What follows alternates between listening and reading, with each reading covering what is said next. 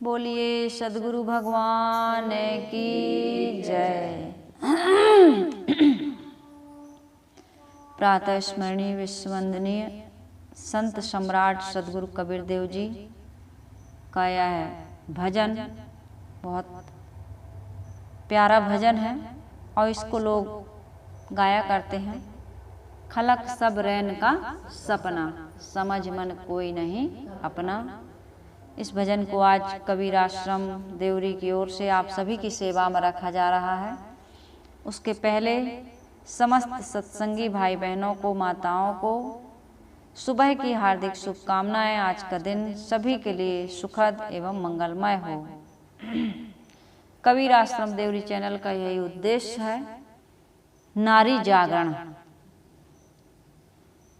जो हम सत्संग करने जाते हैं और प्रवक्ताओं के यहाँ जो भीड़ होती है, लाखों लाखों की संख्या में जो सत्संग करने हमारे देवी और देवता, सज्जन और माता बहनें जाती हैं, मेरा निवेदन यह है कि हमारी माता बहनें, परिवार के लोग सत्संग पंडाल में बैठ के जो सत्संग सुनते हैं और कंटिन्यू जाते हैं, बुढ़ापा तक जाते हैं। कितने लोग जब से जुड़े हैं आजीवन जब तक शरीर में शक्ति है सत्संग सुनने जाते हैं।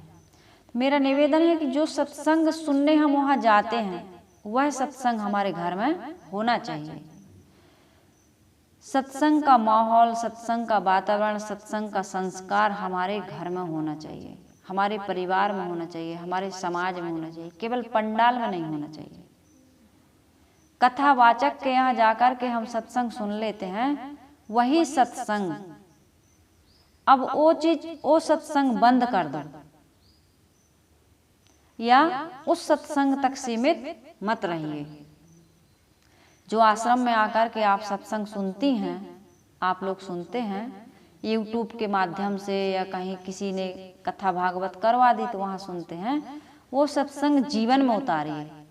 इससे हमारे घर परिवार समाज में एक अच्छा वातावरण बनेगा, हमारा जीवन परिवर्तित होगा, सुखी होगा और आने वाली जो नस्लें हैं, आने वाली जो पीढ़ियां हैं, हमारे छोटे छोटे बच्चे हैं। इसलिए मैं नारी जागरण कहती हूँ कि यदि माताएं जग गईं, घर में सत्संग होने लगा, सत्संग का माहौल बन गया, तो हमारे बच्चे वही सीखेंगे जो हमारे परिवार में रोज घट रहा है। बच्चे तो सत्संग में जाते नहीं हैं, सत्संग में अधिकतम जाते हैं बूढ़े, तो उन बूढ़ों को वो सत्संग घर में माहौल बनाना चाहिए। तो ये मेरा सबसे पहला निवेदन है। आइए भजन सदगुरु कबीर साहब का मैं रख रही हूँ। खलक सब रैन का सपना, समझ मन कोई नहीं अपना। कठिन है मोह की धारा, बहा सब जात संसारा। घड़ा जस नीर का फूटा, पत्र ज्यों डाल से टूटा। ऐसी नर जात जिंदगानी, अजहु तो चेत अभिमानी। भूलो मत देख तन गोरा, जगत में जीव ना थोरा। सजन परिवार सुतदारा, सभी एक रोज है न्यारा। निकस जब प्राण जाएगा, नहीं कोई काम आएगा। सदा जिन जानी यह देही, लगा निज रूप से नेही। कटे यम जाल की फांसी, कहे कबीर अविनाशी।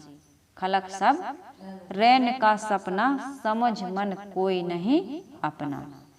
ये जो सत्संग में सदगुरु कबीर साहब का ये जो भजन है, या इस प्रकार का कहीं भी आप सत्संग सुनते हैं, तो इसका सार, इसका भाव या इस भजन की धुन आपके घर परिवार समाज में गूंजनी चाहिए। ये मैंने पहले निवेदन किया।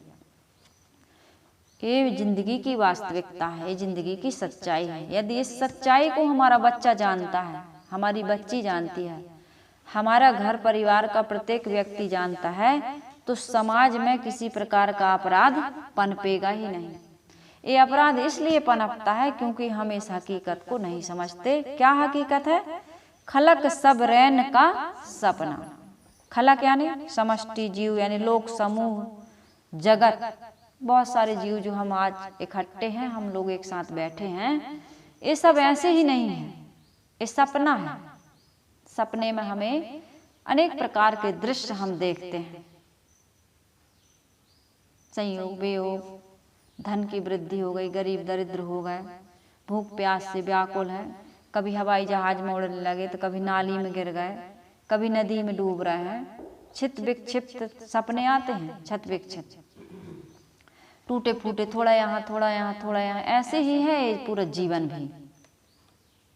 ये जीवन हमारा एक सपना के जैसे हो जाएगा। लोगों को ये बात समझ में आती नहीं। हम और आप बैठे हैं, इतना अच्छा खा रहे हैं, पी रहे हैं, पहन रहे हैं, ओढ़ रहे हैं, जिंदगी जी रहे हैं, ये कैसे सपना है? आंखों से देख रहे हैं, महसूस कर रहे हैं, पांचों ज्ञानेंद्रियों से जो अनुभव हो रहा है, जो विषयों का हम ज्ञान प्राप्त कर रहे हैं, ये सपना कैसे है? थोड़ा सा आप पीछे मुड़ करके देखिए, आपका जो शिशुपन था सपना हुआ कि नहीं हुआ? बचपन था सपना हो गया कि नहीं हुआ? जवानी सपना हो गई कि नहीं हो गई? अधेड़ अवस्था, जिसकी जो अवस्था है, शादी के जो 7 फेरे लिए थे, सुहाग रात मनाई थी, पहला बच्चा पैदा हुआ था, उसकी तोतली भाषा, जितने भी दृश्य आप जिनको पार कर चुके हैं, वो सपना है कि आज भी वही है?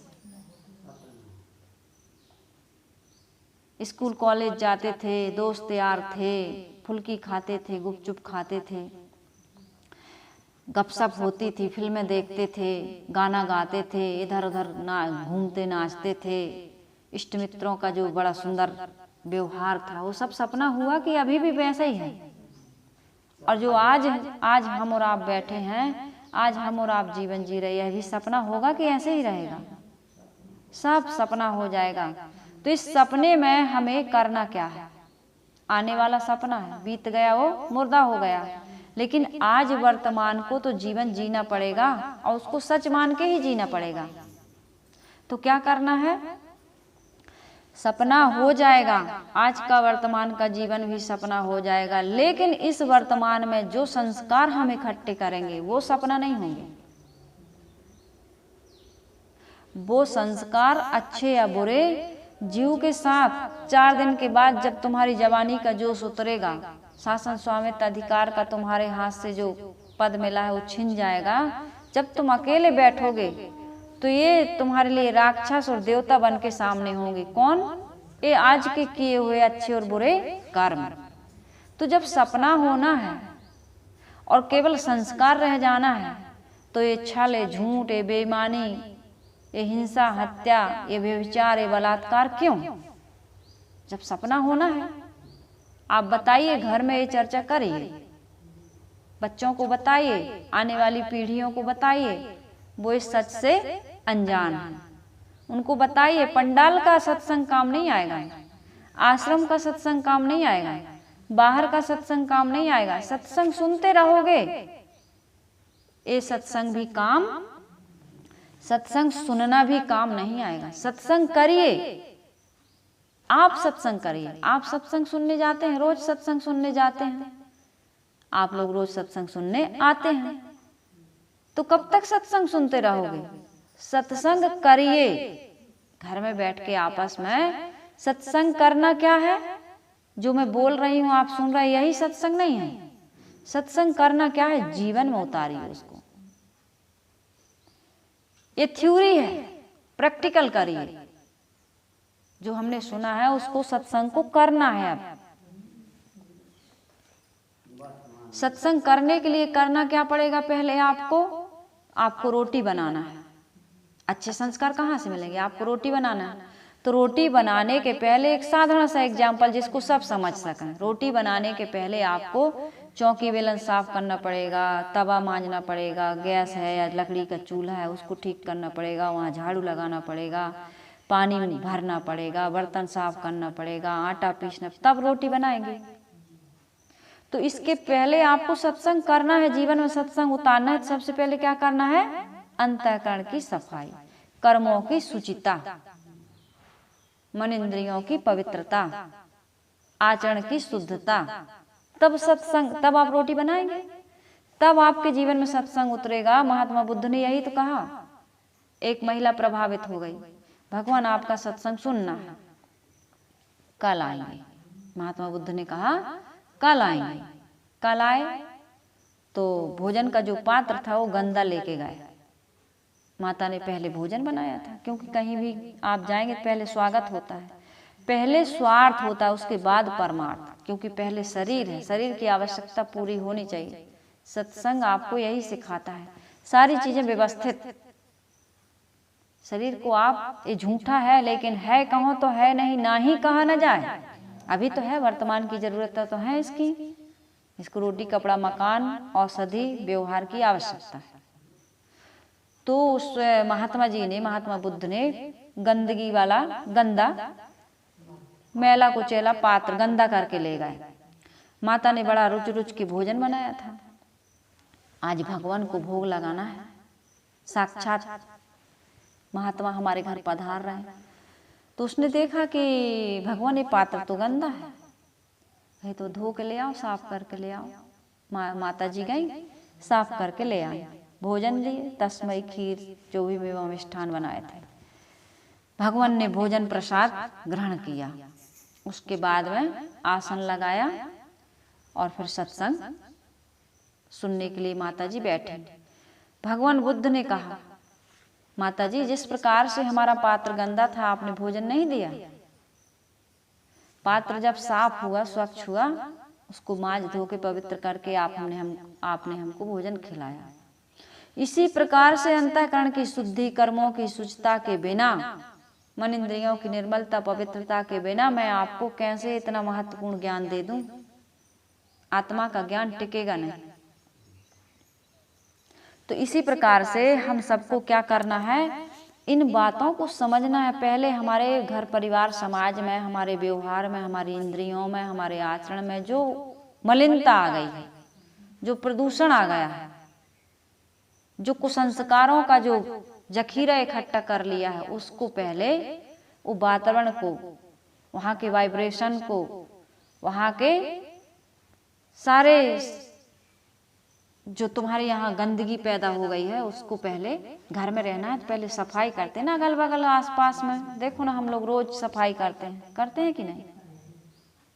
सभी लोग अपने अपने शरीर की, वस्त्रों की, आवास की, है ना, प्रयोग की चीजें जितनी है सबका ध्यान रखते हैं, साफ स्वच्छ रखते हैं, तब हम स्वस्थ रहते हैं, मन प्रसन्न रहता है, तब हम रोगों से लड़ने की क्षमता पाते हैं। तो इस प्रकार का वातावरण हमारे घर परिवार समाज में होना चाहिए। खलक सब रैन का सपना, समझ मन कोई नहीं अपना। रात में सोते समय हम सपना देखते हैं, परंतु जागने पर वह कुछ भी नहीं रह जाता है। इसी प्रकार इस सारे संसार का संबंध मन द्वारा एवं देह द्वारा ही होता है, और मन और देह दोनों गंदे होंगे तो संबंध भी गंदा होगा, सोच भी गंदी होगी, संस्कार जो हम इकट्ठे करेंगे, कर्मों से संस्कार बनते हैं, तो वो भी गंदे होंगे। तो इसके लिए आपको इन चीजों पर ध्यान देना है। जो मन से उतर गया वह हमसे दूर हो गया, और शरीर छूटने पर तो हमारे लिए पूरा संसार गायब हो जाता है। जो मन से छूट गया, मन से उतर गया, यादगिरियों से उतर गया, तो इतने आसक्त होके, इतने प्रलोभन में पड़ करके, इतने आकर्षित होकर के किसी भी क्रिया को मत करिए, क्योंकि आज जो सच लग रहा है कल वो सपना, सुहाग रात सपना हो गई, 7 फेरे सपने हो गए, बच्चे का जन्म लेना, वो तोतली भाषा, वो मीठी मीठी मुस्कान, ठुमक चलत रामचंद्र बाजत पैजनिया। आज ठुमक चलत रामचंद्र नहीं है, पैजनिया नहीं बज रही, आज तो गाली डंडा शिकायत, ये सारी बातें हो रही। आज वही प्यारा बच्चा, गुरुदेव जी कहा करते थे, वो प्यारा बच्चा, वो कोमल स्वभाव आज बड़ा कठोर हो गया। ऐसे बाण मार देते हैं बच्चे, अपनों से दुख मिल रहा, क्यों? संस्कार नहीं दिया। वो संस्कार आप खुद बचपन में थे, खेल खेल में बच्चा पैदा कर लिया, प्रकृति भी आपके साथ धोखा करती है।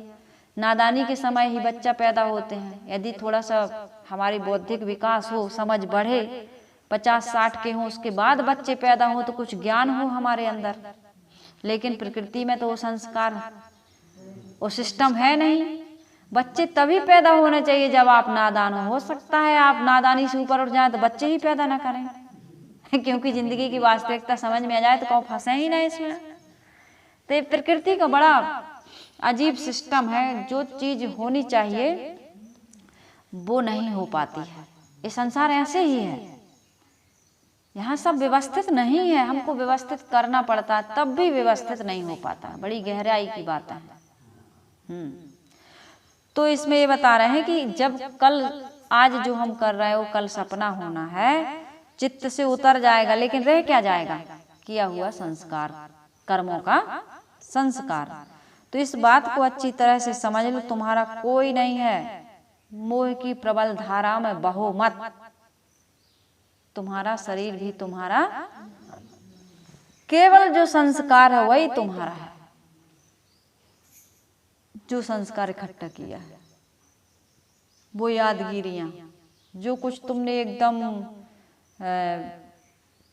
मन में इतना ज्यादा तुमने उसके लिए भाव बना लिया था, बड़ी दृढ़ता से, बड़ी प्रियता से, बड़े सपने लेकर के किया, तो वो रह जाते हैं। सभी बातें तो याद नहीं रहती, लेकिन जिसमें अधिक प्रियता थी, जिसमें अधिक परिश्रम किया था तुमने, बड़ी तुम्हारी जिज्ञासा थी, उसके संस्कार। नहीं तो भूलने की भी ये प्रकृति ने बहुत अच्छी सिस्टम दिया है, भूले ना तो पगला ही जाए आदमी, पागल हो जाए। उसमें संसार के सारे प्राणी बहे जा रहे हैं, किसमें? मोह की प्रबल धारा में। परंतु यह बात अच्छी तरह याद कर लो। क्या बात याद करना है हम सबको? फूटे घड़े में रखा हुआ जल जैसे निरंतर बहकर एक क्षण में घड़ा खाली हो जाता है और शाखाओं के पत्ते टूटकर नीचे गिर जाते हैं। हे मनुष्य, इसी तरह से तेरी जिंदगी बीत रही है। सब सपना हो रहा, भाग रहा है सब कुछ, क्षण क्षण तुम्हारी जिंदगी तुम्हारे हाथ से फिसलती जा रही है। साहब कह रहे हैं, घड़ा जस नीर का फूटा, एक छेद है घड़ा में, धीरे धीरे रिश्ते रिश्ते पानी पूरा खाली हो जाता है। शंकर भगवान को चढ़ाते हैं ना, बूंद बूंद टपकता है। वैशाख के महीने में हमारे भारतवर्ष की बड़ी विचित्र परंपराएं हैं। शंकर भगवान को नहलाते हैं वैशाख के महीने में, तो उसके लिए एक बूंद, एक छेद कर देते हैं, रुई लगा देते हैं, है ना, बूंद बूंद टपकता है, तो बूंद बूंद में घड़ा खाली हो जाता है। इसी प्रकार से जो श्वास आ रही है, जा रही है, ये श्वास हमारे कूच का नगाड़ा बज रहा है। पत्र ज्यों डाल से टूटा, घड़ा जस नीर का फूटा, ऐसी नर जात जिंदगानी, अजहूं तो चेत अभिमानी। हम अभिमान में भूले हुए, झूठे चीजों का अभिमान, जिस लिए जीवन मिला था, निश्चिंतता, निर्भयता, प्रसन्नता, अमरता के लिए, वह काम हमने नहीं किया। वो संस्कार ही नहीं दिया गया हमें, और हम भी अपने संतान को वो संस्कार नहीं दे रहे हैं। कहाँ दे रहे हैं? वो संस्कार ना हमें मिला, ना हम संस्कार बच्चों को दे रहे हैं। बच्चे आज जानते ही नहीं है कि हमारा ये जीवन किस लिए मिला है, बिल्कुल नहीं पता। बस खेलना, खाना, पढ़ना, लिखना, कार देखते हैं, बंगला देखते हैं, ऐसी घूमने वाली कुर्सी देखते हैं बच्चे। हमारी मैडम इस कुर्सी में बैठती हैं, मैडम हम लोगों को कुछ लाने के लिए कहती हैं, तो हम लोग जब मैडम नहीं रहती तो जाते हैं अंदर, तो उसमें ऐसे चक्री घूमते हैं, बहुत अच्छा लगता है। बच्चा सपना देख रहा है कि हमें भी एक दिन इस कुर्सी पर बैठ के ऐसे घूमना है और ऑर्डर देना है, ऐसे लिखना है, पढ़ना है, मैडम बनना है। कार में आती मैडम, हमें भी कार में बैठना है, घूमना है, अच्छा बंगला होता है, एसी होता है, यही सब चीजें तो देखता है बच्चा, इसी के लिए पढ़ता है। एसी कार, एसी रूम, अच्छे कपड़े, अच्छा खाना, 5 स्टार होटल में जाना, और जगह जगह पिकनिक पर जाना, यही सब। हाँ, यही देह बुद्धि भौतिक स्तर तक ही जी पाता है आदमी। आध्यात्मिक ऊंचाइयों को छूने के लिए कभी उसको ये बताया ही नहीं गया कि इससे ऊपर की भी जिंदगी, कोई जिंदगी होती है जहाँ निर्मलता, पवित्रता और महानता होती है। जैसे वैज्ञानिकों का जीवन है, समाज के लिए कितना कर गए, आज नाम हो गया उनका। भीमराव अंबेडकर कितने अभाव में रह करके आज उनका कोलंबियस यूनिवर्सिटी में आज उनका नाम है, उनका चित्र लगा हुआ है। वहाँ विदेश में, अमेरिका में, उनका नाम है। उन्होंने आज भारत का संविधान बनाया। 300 वर्षों के बाद आज भी वहाँ कोई ऐसा स्टूडेंट नहीं हुआ है जैसे भीमराव अंबेडकर हुए। वहाँ के मुख्य गेट पर भीमराव अंबेडकर की मूर्ति लगी हुई है और उसके नीचे लिखा गया है सिंबल ऑफ नॉलेज, अर्थात ज्ञान का प्रतीक बाबा भीमराव अंबेडकर। रानी लक्ष्मीबाई, अवंतीबाई, गार्गी, मैत्रेय, अपाला घोषा, कल्पना चावला, प्रतिभा पाटिल, किरण बेदी, इन सबके नाम आज लोग गर्व से लेते हैं। भारत रत्न की उपाधियां जिनको मिली हैं, एसी कार बंगले और सूट बूट में मिली हैं उनको। Mother Teresa, Vivekananda, madam Curie, बच्चों को इसके बारे में बताते हो। आज छोटी छोटी सी बच्चियां समय बिताने के लिए करना है कुछ काम, बैठकर सड़क पर और फिल्मी धुन में जो गाना गाती हैं और नाचती हैं। कितने साल की बच्ची? 4 साल की, 5 साल की, 6 साल की, 7 साल की लड़कियां। पक्के रोड बने हैं, वहां जाकर के बैठ गई, बारिश में धुला है रोड, बैठ गई। और सफाई शुद्धता का तो कोई उतना संस्कार है नहीं, बैठ गई वहां और गोला बना ली और फिल्मी धुन पे अंतराक्षरी हो रही है। थोड़ी दूर में वहां लड़के बैठे, वो देख रहे हैं। तो ये देह की बुद्धि, देह का आकर्षण, ये भोग विलास, ये वासना या छोटे छोटे बच्चों में देखा जा रहा है। छोटे छोटे बच्चे, पहले के बड़े नहीं जानते थे जिस चीज को आज छोटे छोटे बच्चे जान रहे हैं। बच्चों का खान पान, बच्चों का रहन सहन, बच्चों का आचार विचार सब बदल रहा है। बच्चों को क्या खाना चाहिए, कितने बजे उठना चाहिए, उठे और सीधा टाई बांध दिए, सूज पहना दिए, बैन आ गई लेने, और नाश्ते में क्या दे दिए? ब्रेड, बिस्किट, पराठे, सूप, दलिया, खिचड़ी, घर की रोटी, ये नहीं। और कभी कभी तो बाहर का खा लिए, तो गरम खाए जरूर लेकिन ताजा नहीं था, लूज मोशन हो गया, डायरिया हो गया। अब घर में बैठा है बच्चा, हाँ, एक ही बच्चा भैया, कुछ हो ना जाए, आज नहीं जाएगा, स्कूल नहीं जाएगा, गमले का पौधा बना दिया। क्या करेगा बच्चा? LED टीवी लगी है, 21 इंच की, 20 इंच की, और इससे भी बड़ी बड़ी लगी रहती हैं।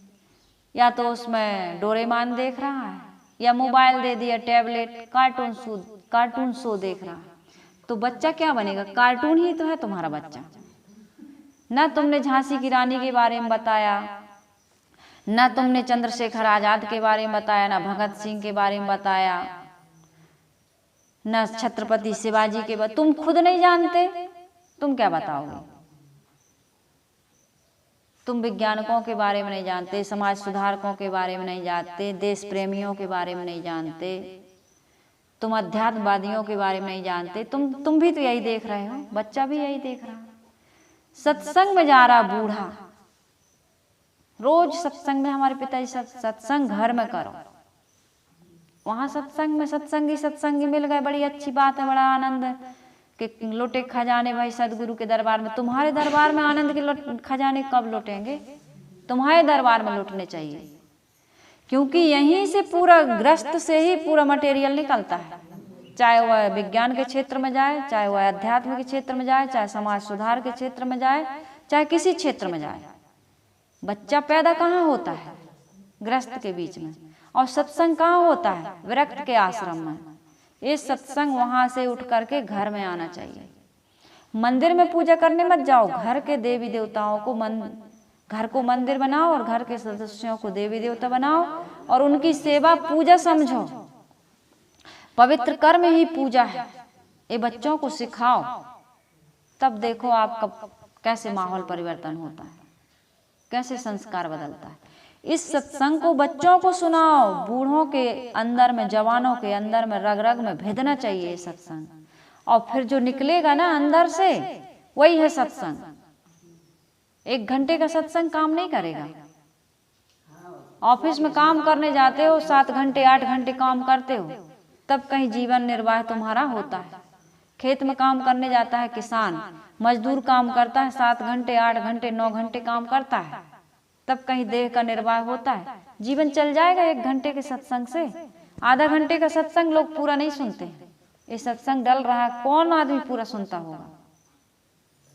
और सुनते भी हैं तो जीवन में कौन उतार रहा? दवाई ले आओगे, परहेज संयम डॉक्टर बता देगा, नहीं खाओगे, संयम से नहीं रहोगे, रोग दूर नहीं होगा। और पीढ़ी दर पीढ़ी बीमारियां चलती जा रही, वायरस फैल रहा है। तो साहिब कह रहे हैं भूलो मत देख तन गोरा, जगत में जीव ना थोड़ा। तुम शरीर की सुंदरता को देख करके विमोहित हो जाते हो। बच्चे बड़ी सुंदर सुंदर, हाँ बड़ा सुंदर, ग्लो नहीं आ रहा हमारे चेहरे में। छोटे छोटे 4 साल के 5 साल की बच्चियां जानते हैं हमारी स्किन में ग्लो नहीं है। कौन सा फेसबुक, कौन सी सोप प्रयोग करना चाहिए, कौन सा प्रोडक्ट। जितनी स्त्रियों के सौंदर्य प्रसाधन खुले हुए हैं, जो ब्यूटी पार्लर खुले हुए हैं, जितने जो प्रोडक्ट बिक रहे हैं, जितने भी ये फैशन की सामग्रियां बिक रही हैं, केवल मनुष्य की, स्त्रियों की, और फिर पुरुषों के भी नहीं। देह बुद्धि देह बुद्धि देह बुद्धि प्रलोभन में आकर्षित कर करके पुरुषों को फंसा रही हैं और बच्चों को पैदा कर रही हैं, और देह बुद्धि के बच्चे ही पैदा हो रहे हैं। छोटे छोटे से बच्चों को ऐसे कटे फटे, ऐसे डिजाइन वाले कपड़े पहनाए जा रहे हैं।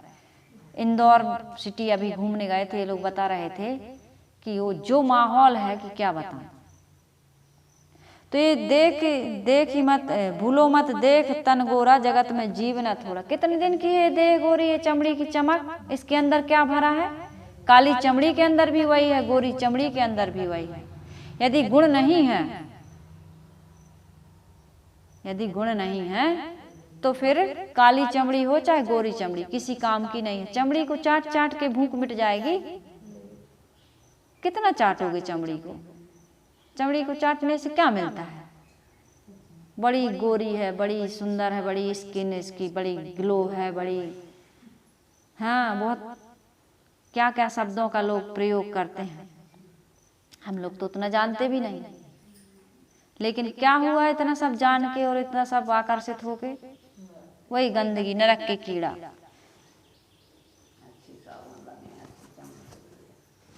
फिल्मी गाना बना था ना पहले, गोरे तन पे इतना गुमान कर, गोरा रंग तो 2 दिन में ढल जाएगा। गोरा हो या काला सबका ढलेगा। सबके चेहरे पे सिकन आएंगे, झुर्रियां आएंगी, झाई हो जाएंगी, पिंपल निकले आएंगे। बड़ी चिंता, पिंपल निकल आया। पिंपल नहीं निकलना चाहिए, दाग धब्बे नहीं होने। और जिंदगी में दाग धब्बे लग रहे हैं, आचरण में दाग धब्बे लग रहा है, उसका कोई, हाँ उसका कोई सुधार या उसका कोई केयर नहीं है। भूलो मत देख तन गोरा, जगत में जीव न थोड़ा। थोड़े दिन का जीवन है। रूप सौंदर्य को बुढ़ापे का डर रहता है। सजन परिवार सुतदारा, सभी एक रोज है न्यारा। जितने भी तुम्हारे इष्ट मित्र परिवार के लोग हैं, सब तुमसे न्यारे व्यारे हो जाएंगे।